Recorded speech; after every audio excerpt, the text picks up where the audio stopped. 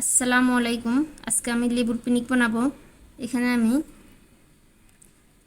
ছিলকা সহ লেবু কেটে নিয়েছি, আর আরেকটা নিয়েছি ছিলকা ছুলে ফেলে দিয়েছি। এখানে নিয়েছি ধনিয়া গুঁড়া, মরিচের গুঁড়া, ভাজা জিরার গুঁড়া, বিট লবণ। এখন এটা আমি সুন্দর করে মিক্সড করে নেব।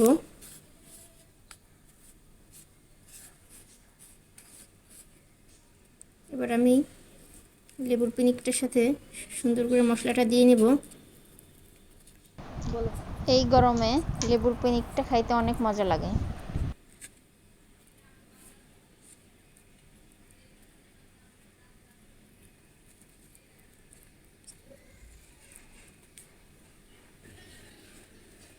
এটা ছিলকা ফেলানো না, এটা খুলে যায়।